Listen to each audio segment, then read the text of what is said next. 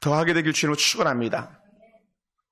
저는 오늘 말씀의 제목을 별을 잃어버린 박사들이라는 제목 가지고 말씀의 은혜 나누기 원합니다. 한번 따라해 볼까요? 별을 잃어버린 박사들. 헤롯 왕 때에 유대 베들레헴에서 예수님이 탄생하셨습니다. 예수님이 이 땅에 오신 것은요, 사실 갑작스러운 그런 일이 아니에요. 구약의 많은 선지자들이 이미 예수님께서 이 땅에 오실 것을 계속적으로 말씀해 주었어요. 어떤 선지자는 콕 찍어서 오늘 동방 박사들이 말하고 있는 별처럼 별이 특별한 징조를 나타낼 것을 얘기해 주기도 했었습니다. 민수기에 등장하는 발람 선지자와 이사야 선지자와 미가란 선지자들이 특히 더 구체적으로 예수님 오신 것을 예언해 주었는데, 보기에는 형편없는 거짓된 선지자 발람조차도 예수님에 대해서 아주 기가 막히게 예언했다는 겁니다. 이 발람 선지자는 이스라엘 백성들을 저주하려고 산에 올라가서 말을 하면 할수록 이스라엘 백성의 저주가 아니라 축복이 쏟아져 나왔습니다. 계속 하나님을 축복하고 그 백성을 축복하는 그런 말들이 쏟아져 나왔습니다. 그러면서 이 발람 선지자의 예언을 통해서 별이 나타나는 일에 대해 분명히 말해주고 있는데, 이렇게 말합니다. 민수기 24장 15절부터 17절 말씀을 보면, 예언하여 이르기를 부올의 아들 발람이 말하며 눈을 감았던 자가 말하며 한 별이 야곱에게서 나오며 한 규가 이스라엘에게서 일어나서 모압을 이쪽에 저쪽까지 쳐서 무찌르고 또 셋의 자식들은 다 멸하리라 라고 예언해 줬습니다. 한 별이 야곱에서 나오며 별이 시작되는 거예요. 하나님의 저주가 오히려 하나님을 향한, 또 그 백성을 향한 저주가 하나님의 임하심, 예수님의 성육신, 육신을 이 땅에 오시겠다 예언해주는 오히려 축복이 되고 말았습니다.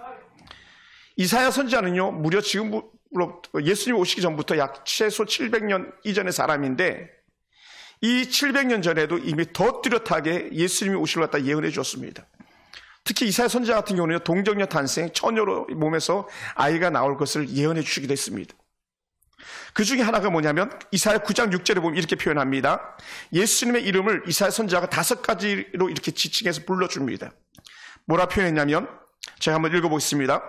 이는 한 아기가 우리에게 낳고 한 아들을 우리에게 주신 바 되었는데 그의 어깨에는 정사를 메었고 그의 이름은 기묘자라, 첫 번째, 두 번째 모사라, 전능하신 하나님이라, 영존하신 아버지라, 평강의 왕이라고 예수님의 이름을 갖다 이렇게 붙여주었어요. 언제요? 무려 예수님이 오시기 700년 전에. 놀라운 거죠, 사실은. 여러분, 우리는 한치 앞도 내다보지 못하는데 하나님은 선지자를 통해서 예수님이 오실 것을 이미 오래전부터 예고해 주었습니다. 그래서 예수님의 놀라운 이름의 특징을 보니까요, 기묘자라, 놀라운 분이다. 또 모사라, 그는 좋은 상담자로 우리 가운데 오실 것이다. 마음을 치유해 주는 상담자. 또 오늘날 여전히 불안에 떠는 사람들에게 뭐예요? 불안에게 제일 좋은 건 뭐냐? 평안 아닙니까? 그래서 평강의 왕으로 이 땅에 오시는 거죠. 더 나아가서 우리에게 능력을 주시기 위해서 전능하신 하나님이 이 땅에 오시는 겁니다. 그런 능력의 하나님이죠. 또한 미가 선지자는 뭐라고 표현했냐면요, 예수님이 어디서 태어나실 건지를 더 확실하게 지정하여 예언해 주셨는데 이렇게 말합니다. 미가서 5장 2절에 보니까 베들레헴 에브라다야, 너는 유다 족속 중에서 작을지라도 이스라엘을 다스리는 자가 내게서 내게로 나올 것이라. 그의 근본은 상고에 영원히 있느니라. 어디요? 베들레헴에서 예수님이 나실 거라고 콕 찍어서 말씀하고 있습니다. 오늘 특별히 저는 동방박사에 대해서 좀 더 주목해보고 싶어서 별을 잃어버린 동방박사들이라고 이렇게 제목을 정했는데, 예수님의 출생은요, 사실 별과 깊은 관계가 있음을 잠깐 말씀을 통해서 보았습니다. 발람 선지자를 통해서 보았습니다. 그 중심에 하나님의 인도하심을 받아서 별 때문에 드러난 사람들이 있는데 그 사람들이 바로 동방박사들이라는 거예요. 예수님 당시 별자리를 연구하던 천문학자들이 바로 동방박사들입니다. 당시 하늘의 별들의 움직임을 보고 미래를 예언하면서 구군을 점쳤던 사람들이 바로 별자리를 연구하던 사람들인데, 그것이 오늘날로 말하면 천문학자이겠지만 여러분 꼭 점쟁이는 아닙니다. 그럼에도 불구하고 별을 보면서 시대를 앞서 보던 그런 사람들입니다. 당시 동방에만 그런 일이 있던 것이 아니라 사실 일반 나라에는 다 하늘의 별을 보고 하늘의 달을 보고 등등 점치는 그런 일들이 많이 있었지 않습니까? 그래서 어떤 나라든지 흔히 있을 수 있는 모습이지만 그럼에도 불구하고 이 동방박사들은 하늘의 별을 연구하고 특별한 별을 발견한 것은 하나님의 특별한 은혜가 그들에게 임한 줄 믿습니다. 동방박사는 서로 다른 곳에서 별을 연구했지만 어떻게 돼요? 주목한 별은 하나였었습니다. 각기 다른 곳에서 한 자리에서 한 별을 보고 온 사람들이 아니라 각기 다른 곳에서 한 별을 보고 온 사람들이면 그게 더 특별한 거죠. 동방박사에 살던 곳은요, 오늘 날로 이제 지도를 이렇게 펼쳐놓고 본다면 흔히 이제 역사학자들이 말하는데 이란이나 혹은 이라크 지역이 아니었겠는가 이렇게 표현합니다. 이란이나 이라크라면요, 예수님이 나신 베들레헴까지 가려면 최소 짧게는 1,500km고 길게는 2,000km 정도 되는 거리를 갔다 하는 거예요. 그러니까 서울, 부산을 갔다 몇 번 왔다 갔다 해야 되는 그런 거리인 거죠. 당시 이 거리를 갔다가 걸어서 온다는 것은 결국 쉽지 않습니다. 그래서 최소한 한두 달 이상 걸리는 그런 거리였을 거라는 거예요. 그리고 동방박사들이 별을 보고 오기 시작한 것은 예수님의 출생 한두 달 전에 이미 그들은 그 별을 바라보고 출발했을 것이다. 혹은 더 오래 전이었을 수도 있을 것이라는 거죠. 요즘처럼 교통수단이 발달해서 쉽게 다닐 수 있는 그런 때가 아니었기 때문에 더더욱 그렇습니다. 그들은 수도 없이 계속 걷거나 혹은 낙타를 타거나 하면서 그들은 이동했었을 것입니다. 어쨌든 그들이 예루살렘에 오는 길은요, 결코 쉬운 길이 아니었다는 거예요. 오늘 여러분이 이 자리에 올라오는 것도 결코 쉬운 길이 아니었을 거예요. 사실 거의 제가 표현했죠. 사생결단하고 올라온 사람들이라고요. 특히 이 금천구에 코로나 확진자가 발생해가지고 더더욱 요동하는 그런 때입니다.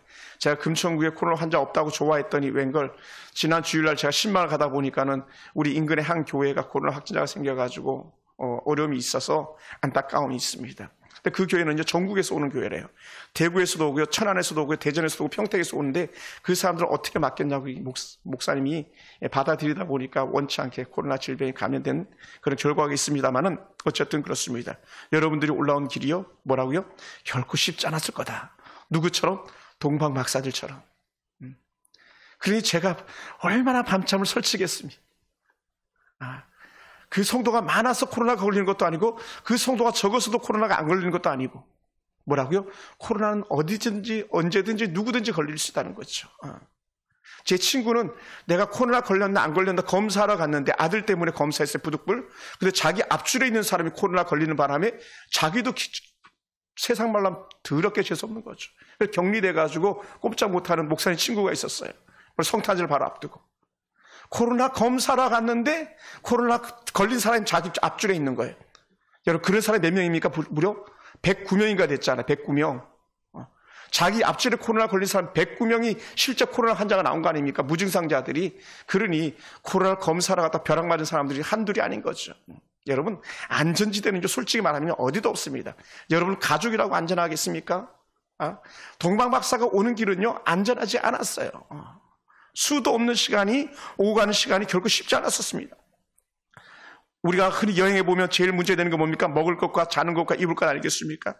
인생이 다 똑같지만, 그럼에도 불구하고 거리 중에서 오고 하면서 먹는 문제, 입는 문제, 자는 문제가 해결된다면 그나마도 얼마나 쉽겠습니까? 요즘처럼 아주 좋은 럭셔리한 호텔들이 있는 것도 아니고, 결코 쉽지 않습니다. 그런데 이 박사들 길을 나서는 것은요, 단순히 별이 신기하게 길을 나선 것이 아니라 어떤 사람들 마을에서 온 것도 아니라 바로 하나님의 이끄심이 그들 가운데 있었더라는 거예요. 할렐루야. 할렐루야. 왜 그렇게 말할 수 있냐면 오늘 여러분이 이곳 자리에 이끌려 올라온 것처럼 그들이 하나님의 은혜 가운데 이끌려 올라왔다라는 가장 좋은 영적 증거가 뭐냐면 그들이 준비한 특별한 예물이 그것을 증명합니다. 그것은 한 왕의 탄생에 필요한 예물들이었거든요. 메시아 탄생에 필요한 예물들이었거든요. 우리의 죄를 씻음에 대한 증거가 되는 예물이 바로 그들이 가지고 있는 예물이었거든요. 할렐루야.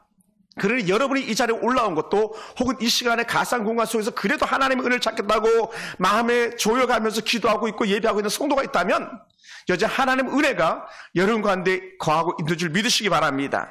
할렐루야. 그래서 동방 박사들이 가지고 있는 그 놀라운 은혜를 갖다 우리가 기억하기 원하고 그들이 별을 따라가면서 가졌던 은혜가 우리가 여전히 기억하고 나아갈 수 있게 원합니다. 그러다 보니까 동방 박사들이 어떤 은혜가 있었을까요?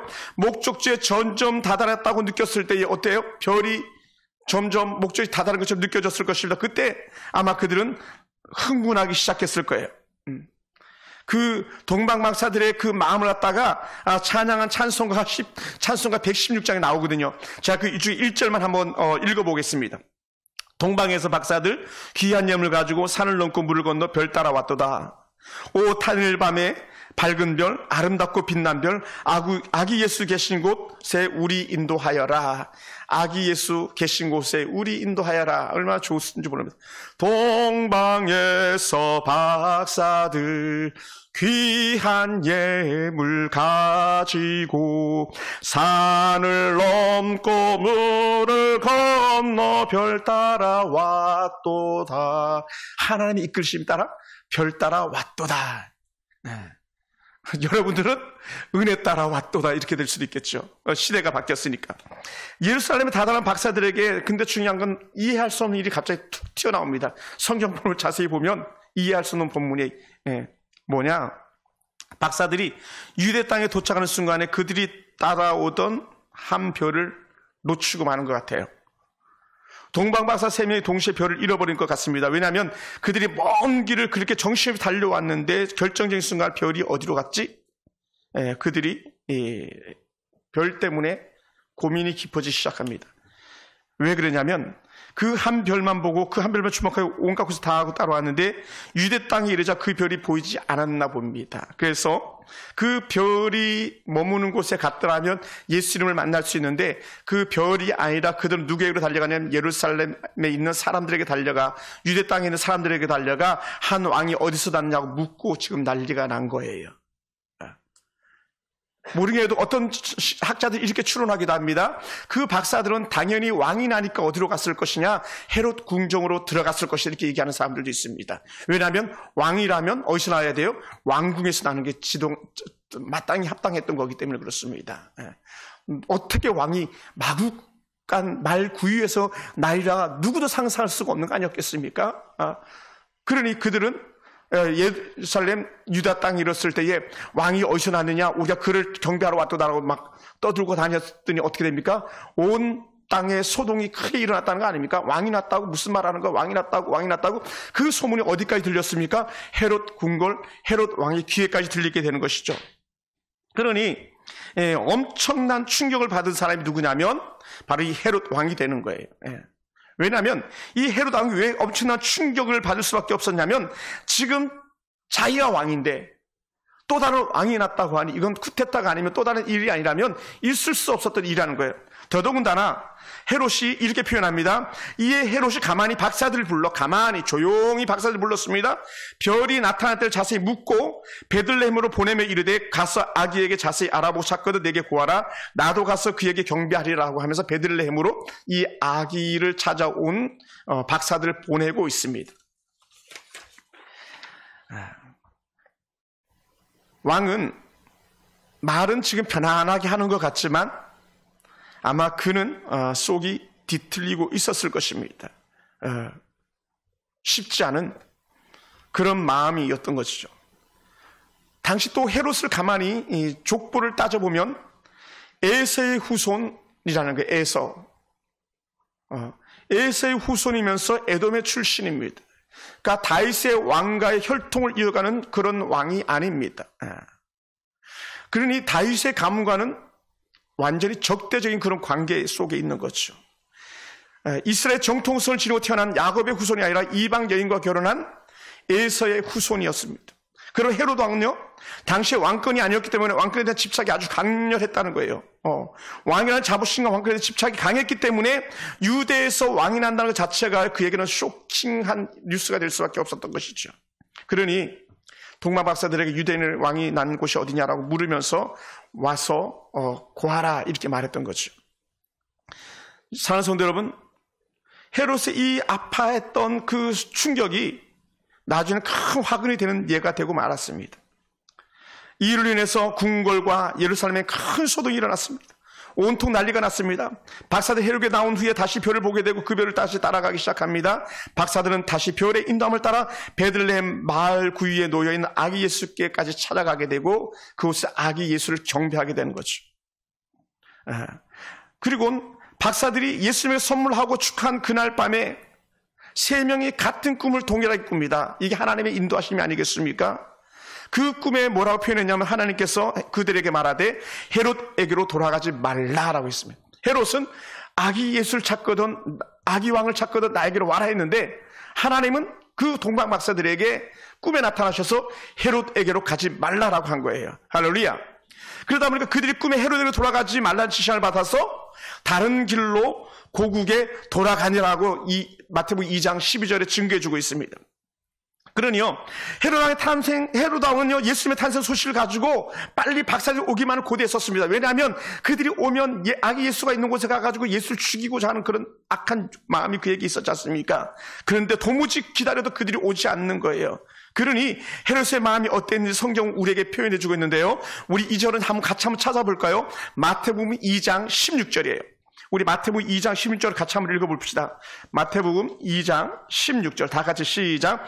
이에 헤롯이 박사들에게 쏘은 줄 알고 심히 노하여 사람을 보내어 베들레헴과 그의 모든 지경 안에 있는 산의 아이들을 박사들에게 자세히 알아본 그때를 기준하여 2살부터 그 아래로 다 죽이니라고 합니다. 할렐루야. 쏘은 줄 알고요, 박사들이 말했던 그 시장을 기준으로 2살 안에 다 죽여버렸다는 거예요. 여러분, 이게 처참한 유아학살입니다. 유아학살 어디서도 경험할 수 있습니까? 우리 출애굽기 모세 시대 때도 유아학살이 있었지 않습니까? 히브리인의 아기가 태어나면 남자애들 다 죽여버렸던 그런 일들이 있는 거예요. 악한 사단은요, 하나님의 거룩한 나라의 임재하심과 이 땅의 평화와 질서를 깨는 것이 그들의 악한 목적이거든요. 그러니 거기에 도구로 이 헤롯이 쓰임받습니다. 사모님 불 좀 꺼주세요. 저기. 왜냐하면 공기순환이 안 돼서 다들 노곤한 것 같아요.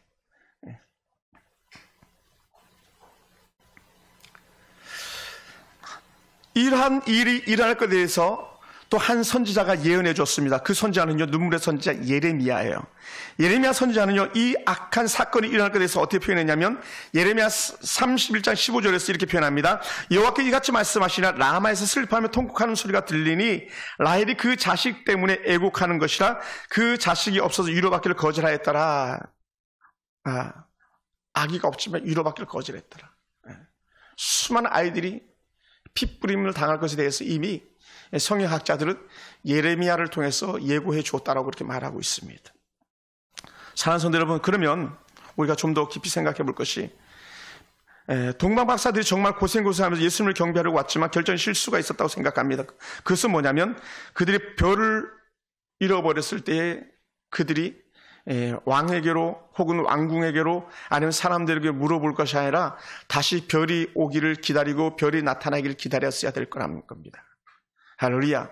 한번 따라합시다. 믿음은 기다리는 겁니다. 믿음은 기다리는 거예요. 누가 기다리냐가 영적인 관건이 됩니다. 하나님의 은혜는요, 기다리는 거예요. 내가 판단하고 내가 기준을 잡아서 가는 게 아니라 하나님이 나타나시기를 기다리는 겁니다. 그들은 하나님의 인도하심을 끝까지 경험하면서 또다시 기다렸다면 그들은 별을 잃어버리지 않았을 것입니다. 여러분, 별은요, 아주 특별하지 않으면 낮에는 보이지 않습니다. 그렇지 않습니까? 낮에, 지금 이렇게 밝은 대낮에 별을 볼 수 있겠습니까? 아주 특별한 경우는요, 희미하게 달은 보이는 경우가 있더라고요. 달 떠오를 즈음에 미리. 별은 그렇지 않습니다. 보이지 않습니다. 혹 만약에 보였다면요, 그건 하나님의 특별한 은혜죠. 그래서 이 동방박사들이 만약에 낮에 길을 떠났다면 낮에도 별이 보이는 특별한 은혜를 경험했을 것이고, 이들의 이동은요, 여전히 일반적 상식이라면 밤에 계속적으로 이동했을 것입니다. 왜냐하면 별이 이동하고 있었기 때문에. 사랑하는 성도 여러분, 그러니 그들은 한 달 혹은 2달, 3달, 4달 그렇게 수고 애써서 왔던 것을 일순간에 잃어버리는 그런 우를 범했습니다. 사랑하는 성도 여러분, 우리도 우리의 길을 인도하시는 별이 아닌 별이 여전히 있음을 여러분 기억하시기 바랍니다. 우리에게도 여전히 별을 주신 그런 은혜가 있습니다. 어떤 별을 주셨을까? 우리를 인도한다는 그런 별은 어떤 것일까? 저는 이렇게 비교해서 한번 살펴보았습니다. 그것은요, 바로 예수님 대신에 우리에게 보내주신 성령 하나님입니다. 할렐루야. 성령님이 우리의 길을 인도하시고 지도하시는 분입니다. 여러분, 성령 하나님이 아니면요, 우리를 이끌 수 있는 것은 아무것도 없습니다. 말씀을 깨닫는 지혜나 기도할 수 있는 무릎 꿇음 등 나가서 복음을 전하는 모든 일들이나 그 어떤 것도 성령 하나님의 도우심이 아니면요, 결코 할 수 없는 일입니다. 그래서 호세아 선지자는 이렇게 표현했습니다. 호세아서 6장 3절에 그러면 우리가 여호와를 알자. 할렐루야. 한번 따라합시다. 여호와를 압시다. 여러분, 하나님을 모르니까요, 헛된 말 합니다. 하나님을 모르니까 헛된 데 쓰러지는 겁니다. 하나님을 모르니까 다른 말로 표현한다면요, 말씀을 모르기 때문에 험하고 허탄한 데 굴복하는 거예요. 예. 세상 말로 하면요, 무엇이 참이고 무엇이 거짓이라다 분별할 명이 없어져 버리는 거예요. 그러니 이 동네 저 동네 또 돌아다니고 이 교회 저 교회 또 돌아다니면서 어디 별이 있지, 어디에서 아기가 나지 물어보고 돌아다니는 거예요. 그러다 보니까 어떻게 돼요? 자기 목을 옥죄이는데 자기가 죽이면 다행인데 수많은 유아들, 2살 미만 아이들이 다 죽고 말았지 않습니까? 사랑하는 성도 여러분, 우리의 은혜 충만은요, 여전히 지속돼야 되는 겁니다. 할렐루야. 여전히. 예. 그래서 호세아는 또 다시 이렇게 표현합니다. 힘써 여호와를 알자. 할렐루야. 여러분, 눈을 크게 뜨시기 바랍니다. 여호와를 힘써 알아야 됩니다. 졸며 잘새 다 날아가는 겁니다. 예. 신랑이 오기를 기다리면서 졸고 있다. 다 날아가는 겁니다. 여러분, 오늘 여전히 충만한 은혜 가지고 내일도 충만하지 않다면요, 우리 다 날아가 버리고 마는 거예요. 여러분, 오늘 우리가 충만해야 됩니다. 오늘 우리가 성령 안에서 충만해야 됩니다. 오늘 우리가 악한 사단은 지속적으로 성령 충만을 뺏어갈 것이고 교회의 영적 불이익을 다 잡아갈 것이고 예비하지 못하도록 계속 옥죄올 겁니다. 그러니 오늘 우리는 충만해야 되는 겁니다. 그래서 다시 한번 호세아는 이렇게 표현합니다. 그의 나타나시면 새벽 빛같이 어김없나니. 새벽 빛같이 어김없다는 거예요. 어떤 사람들에게 어김없을까요? 여호와를 힘써 아는 자들에게 어김없는 거예요. 여호와의 은혜 뜻을 아는 자들에게 어김이 없는 거예요. 할렐루야. 그리고 이렇게 표현합니다. 비와 같이, 땅을 적시는 늦은 비와 같이 우리에게 임하시리라. 할렐루야. 비와 같이, 땅을 적시는 늦은 비와 같이 우리에게 임하시는 성령이 있을 때에 우리는 분별의 영이 우리 가운데 생겨나는 거예요. 할렐루야. 분별의 영이 생겨나요. 내가 어디로 가야 될지, 내가 무슨 말을 해야 될지, 내가 어느 편의 손을 들어줘야 될지를 알 수 있는 거예요. 사랑하는 성도 여러분, 그렇습니다. 예수님이 우리에게 보내주신 성령 하나님은요, 우리의 앞길을 인도하시는 새벽별과 같은 분입니다. 우리의 모든 삶을 인도하시는 생명의 빛이신 예수님인 거예요. 저는 이런 성령 충만이 우리 가운데 임하길 주님으로 축원합니다. 이 땅에 성부 하나님은 예수를 보내주셨습니다. 그래서 예수님을 보내주신 하나님, 거기에 예수님은 다시 우리에게 내가 너에게 보혜사 성령을 보내실 거라고 약속하셨죠. 요한복음 14장, 15장, 16장 계속 그 말씀을 하고 계시는 거거든요. 그래서 예수님은 우리에게 성령님을 보내주셨습니다. 그러면 성령님은 우리의 길을 비추시는 별입니다. 성령 하나님은 우리가 힘들고 어려움을 당하지 않도록 길을 인도하시는 분입니다. 성령 하나님은요, 죄를 끊어버리게 만드는 강력한 힘을 가지고 있습니다. 왜 죄 속에 거합니까? 왜 죄와 타협합니까? 왜 현실과 타협합니까? 그것은 성령의 충만함을 잃어버리고 죄가 그를 관용하고 죄가 그를 갖다 주관하고 있기 때문에 그런 거예요. 여러분, 우리가 잘 아는 카인과 아벨 중에서 카인이 갖고 있는 악한 죄가 뭡니까? 죄가 문 앞에 엎드려져 있다 했을 때에 카인은 그 말을 듣지 않은 거예요.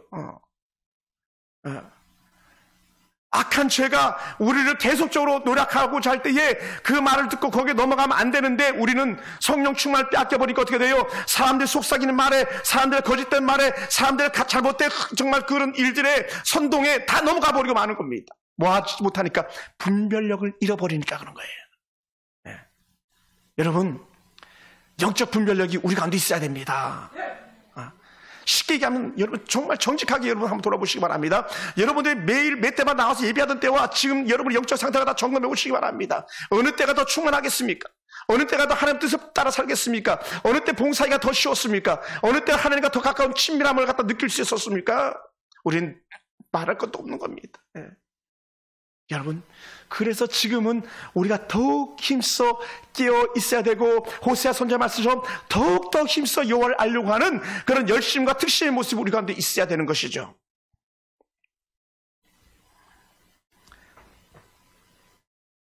죄를 끊어버리고 성령 충만한 삶을 살도록 인도하시는 분은 우리 성령 하나님입니다.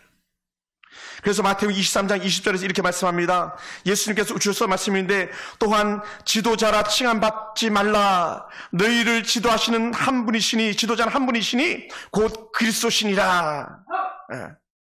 예수님께서 하셨던 말씀이에요. 지도자는 한 분이시다. 그 지도자가 누구냐? 성령 하나님을 지칭하시는 은혜죠. 주님이 우리의 지도자입니다. 성령님 우리에게 오셔서 이제는 성령님이 우리의 영적 지도자가 되어주고 계신 줄 믿습니다. 네. 그래서 요한복음 14장 26절 제가 아주 귀하게 여기는 말씀인데 이렇게 표현해요. 보혜사 곧 아버지께서 내 이름으로 보내실 성령 그가 너희에게 모든 것을 가르치고 내가 너희에게 말한 모든 것을 생각나게 하리라 라고 하셨습니다. 할렐루야. 아기 예수님이 오셔서 우리 위해서 대신 죽으시고 부활승천하신 후에 보혜사 성령을 보내셔서 그때부터 성령이 우리를 이끄는 삶이 되어진 줄 믿습니다. 네. 하지만 우리들도 동방박사들처럼 종종 자기 생각을 앞세우다가 넘어질 때가 얼마나 많은지 모릅니다. 성령의 인도하심을 벗어나면요 육신의 생각이 사로잡히고 결국 죄의 길로 들어설 수밖에 없다는 것이죠. 우리가 성령 충만하지 못하면요 어떻게 될까요? 바로 내 생각에 빠지게 됩니다. 내 생각에 빠지면 내 신앙이 또 내 믿음이 다 내동댕이 쳐지게 되는 것이죠. 그래서 우리가 하나님 앞에 드려야 될 예배와 우리가 하나님 앞에서 정말 감당해야 될 사명과 우리가 하나님께서 주신 영적 사명을 다 내동댕이 치고 마는 것이죠. 그것은 개인도 그럴 수 있고요. 교회도 그럴 수 있고요. 국가도 그럴 수 있는 거예요. 그것은 이미 국가적인 것은요. 전 유럽에서 우리가 볼 수 있습니다. 유럽이 완전히 무슬림권으로 정말 물들어가고 있는 것을 우리 누구보다 더 잘 알잖아요. 그것은요. 그 나라가 하나님의 은혜로 세워진 나라가 그래도 깃발에 십자가 깃발을 걸었던 그 나라가 온갖 세상 쾌락을 쫓다 보니까 어떻게 돼요? 예수님을 멀리하고 자신 육체를 쾌락을 쫓는 순간에 그 각 나라들은 하나님의 은혜가 저버린 나라들이 되고 말았고 결국 사명을 감당하지 못하는 그런 나라가 되고 말았지 않습니까? 그것을 우리는 얼마든지 볼 수 있습니다. 사랑하는 성도 여러분, 우리가 어찌 은혜로 시작해서 길을 가다가 멸망으로 마치겠습니까? 우린 그럴 수 없습니다. 우리가 의대로 시작해서 길을 가다가 죄의 욕심에 사로잡히는 순간에 우리는 별을 놓치고 많은 동방박사들의 어리석음을 범하는 그런 모습이 있지 않을까 생각되어집니다. 내가 하나님을 집중하지 않는 순간 박사들의 경솔함으로 여전히 우리는 2살 미만의 아이들이 죽어나가는 것처럼 우리 가족들이 혹은 우리 공동체가 우리 이 나라가 우장창 중창 다 무너지는 것을 우리는 경험할 것입니다. 여러분 깨달으시기 바랍니다. 할렐루야. 자식 망치는 것 순간입니다. 가정 깨지는 것 순간입니다. 나라 빼앗기는 것 순간입니다, 여러분. 네. 지금 우리가 깨어서 정신 차리지 못하면 얼마든지 우리 아들, 딸들 빼앗길 수 있습니다. 가정 무너질 수 있습니다. 나라 초토화될 수 있습니다. 네. 그럼 우리는요, 이 나라 민족 앞에서 우리가 다시 하나님을 찾고 하나님의 성령에 충만해서 가정을 지켜내시기 바랍니다. 나라를 지켜내시기 바랍니다. 그보다 더 중요한 여러분 개개인의 신앙을 갖다 지켜낼 수 있는 그런 멋진 성도가 되길 주님으로 축원합니다. 사랑하는 성도 여러분, 악한 사단의 유혹과 시험을 넉넉히 이겨내는 지혜가 여러분 가운데 있기 원합니다. 하나님의 일과 사단의 일을 분별할 수 있는 영적 지혜가 여러분 가운데 임하기 원합니다. 하나님의 음성과 사단의 음성을 분별할 수 있는 영적 능력이 여러분 가운데 임하기를 주님으로 축원합니다. 그러므로 우리들도 다시 한번 새롭게 집중하여서 마침내 하나님은 계획하셨던 대로 그 동방박사들 예수님 있는 곳을 이끌어 주셨습니다. 여러분, 때론 우리도 넘어질 수 있습니다. 때론 우리도 실패할 수 있습니다. 때론 죄를 모르고 덥석 잡았다가 실망할 때가 있습니다. 그럴 땐 다시 하나님의 경고의 음성을 들어야 되는 것이죠. 그리고 어떻게 돼요? 그 아기 예수님께로 마침내 인도하시고 그들이 처음 출발했던 그 목적을 마침내 이루고 마는 하나님께 택한 동방박사들 그 영적 사명을 우리가 감당해낼 수 있게 되길 주님으로 축원합니다. 성령이 이끄는 사람, 성령이 이끌리는 교회, 또 이 나라 역시 성령이 지배하는 나라가 되어지길 주님으로 축원합니다. 사랑하는 성도 여러분, 한 화가가 별이라는 제목을 가지고 그림을 그렸답니다. 굽이굽이 파도치는 넓은 바다 위에 작은 한 배 한 척이 떠 있습니다. 항구를 찾고 있습니다. 그때 선장과 선원들은 하늘에 밝게 빛나는 북극성을 바라봅니다. 그리고 그림 아래에 이런 글귀가 새겨져 있었습니다. 우리가 저 별을 잃어버리면 우리는 모든 것을 잃어버린다라는 거예요. 우리가 저 별을 잃어버리면 우리는 모든 것을 잃어버린다. 동방박사들의 별을 만약에 다시 찾지 못했다면 그들의 사명은 끝나버리고 마는 것입니다. 사랑하는 성도 여러분, 그리스도라 이름받는 우리들이 하나님의 은혜를 저버리면, 다른 말로 하면 성령의 놀라운 능력과 권능 아래 지도받지 못한다면 우리는요 모든 것을 다 잃어버리고 마는 사람들이에요. 듣고 깨닫길 주님으로 축원합니다. 듣고 깨닫는 자에게 주의 은혜가 더하기를 원합니다. 할렐루야.